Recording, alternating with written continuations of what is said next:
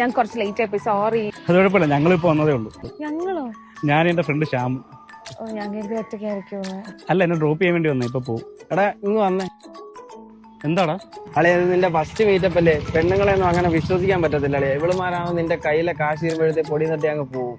പിന്നെ നീരുന്ന് മൂങ്ങും. നിനക്കത് മനസ്സിലാവണമെങ്കിൽ ഇതിനകത്തൊരു 1000 രൂപയുണ്ട്. ഇതിനകത്തൊരു 100 രൂപ നീ ബാക്കി കൊണ്ടുവന്നു കഴിഞ്ഞാൽ നമുക്ക് നോക്കാം. പോയാലോ? ബൈക്ക് എടുക്കണ്ട, നമുക്ക് നടന്നു പോവാം. നടക്കാന്ന് പറഞ്ഞാൽ ചുമ്മാ ഇങ്ങനെ നടക്കാല്ല, എന്തെങ്കിലുമൊക്കെ സംസാരിക്കാം. ഇങ്ങനെ സംസാരിച്ച് പരിചയമൊന്നുമില്ല. എനിക്ക് നല്ല വിശപ്പുണ്ട്, എന്തെങ്കിലും കഴിച്ചോണ്ട് സംസാരിച്ചാലോ? ഈ കഴിക്കാന്ന് പറഞ്ഞാ ബിരിയാണി, കുഴിമന്തി, അൽഫാം അങ്ങനെ എന്തെങ്കിലും വേണോ?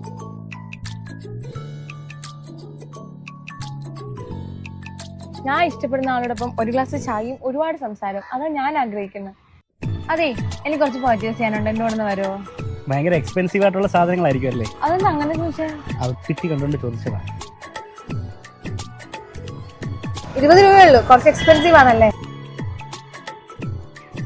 മുഖം കണ്ടറിയാം, ക്യാഷ് മൊത്തം തീർന്നല്ലേ? ഇപ്പൊ നിനക്ക് മനസ്സിലായല്ലേ? ആ, മനസ്സിലായി. എന്റെ സാഹചര്യത്തിനനുസരിച്ചുള്ള ഒരു പെൺകുട്ടിയെ കിട്ടിയെന്ന് എനിക്ക് മനസ്സിലായി. ഇത് 900 രൂപയുണ്ട്, 100 രൂപ ചിലവായോ?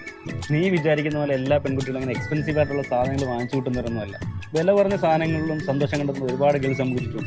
ഒന്ന് ഇറങ്ങി തപ്പിയാ കിട്ടൂടാ. എനിക്ക് കിട്ടി. പിന്നെ ഈ 900 ഞാനിങ്ങ് എടുത്തു. 4 ദിവസത്തെ ഔട്ടിങ് ഉണ്ടേ. 500 രൂപ വെച്ചു. ഇതിപ്പോ എനിക്കാണല്ലോ നഷ്ടം.